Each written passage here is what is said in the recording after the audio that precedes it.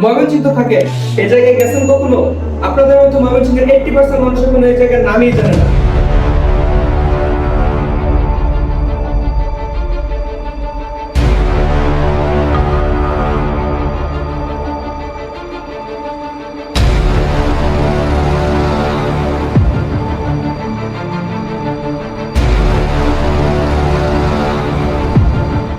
এটি হচ্ছে ময়মনসিংহের অন্যতম সুন্দর একটি রিসোর্ট, যার লোকেশন আমি কমেন্ট বক্সে পিন করে দেবো।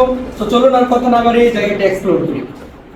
আসসালামু আলাইকুম। তো হ্যালো এভরিওয়ান, আমি সোহাদ চলে আসলাম আজকে আপনাদের সাথে ময়মনসিংহের এক্সপ্লোরিং ভিডিও নিয়ে। তো পার্কের নামটা এখনো বলা হয়নি, আমি চলে আসলাম ময়মনসিংহ আলাদিনস পার্ক, যা ফুলবেড়িয়াতে অবস্থিত। এবং আপনারা এখানে কিভাবে আসবেন তার সকল কিছু গুগল ম্যাপ সহ আমি কমেন্ট বক্সে দিয়ে দেবো, আপনারা কমেন্ট বক্স চেক করে নেবেন। তো প্রথমেই আমরা ঢুকে পড়লাম একটি গুহা দিয়ে, এবং সামনে বেরিয়ে দেখি ময়মনসিংহের এত যানজটের ভিড়েও একখণ্ড সবুজ ও শান্তির পরিবেশ এটি, যা দেখে সর্বপ্রথম আমার মনে পড়ে গেল সুইজারল্যান্ডের কথা। আমার কথা আপনাদের বিশ্বাস নাও হতে পারে, তাই আমি আপনাদেরকে কিছু ভিউ দেখাচ্ছি, যা দেখে আপনি বুঝতে পারবেন যে এটি ময়মনসিংহের বুকে অবস্থিত একটি সুইজারল্যান্ড।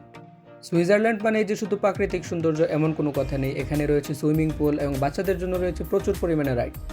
এটি হচ্ছে ফ্যামিলি, কাপল এবং ব্যাচেলারদের জন্য একটি পারফেক্ট কম্বো প্যাকেজ, যেখানে আপনারা একই সাথে পেয়ে যাবেন সুইমিং পুল এবং বিভিন্ন রাইডস এবং ভরপুর প্রাকৃতিক সৌন্দর্য। সুইমিং পুলে আসলাম গাইস, কিন্তু সুইমিং পুলে পানি নেই। বিষয়টা কেমন আপনারা কমেন্ট দিয়ে জানিয়ে দেন। এই যে গাইড মেসেজ। তো গাইস, আসলে বিষয়টা হচ্ছে যে আমরা এখানে আসতে আসতে একটু দেরি করে ফেলছিলাম, বিকজ আমরা এখানে আসার সময়টা জানতাম না যে কখন এটা ওপেন হয় এবং কখন ক্লোজিং টাইম। তো তার জন্য আমাদের একটু লেট হয়ে গেছে। তো আমরা তারপর এসে জানতে পারি এটা সকাল 9টা থেকে বিকাল 5টা পর্যন্ত এখানে সকল রাইড এবং সুইমিং পুলে পানি সব কিছুই পাওয়া যায়। তো আপনারা আসলে অবশ্যই এই টাইমের ভিতরে আসার চেষ্টা করবেন।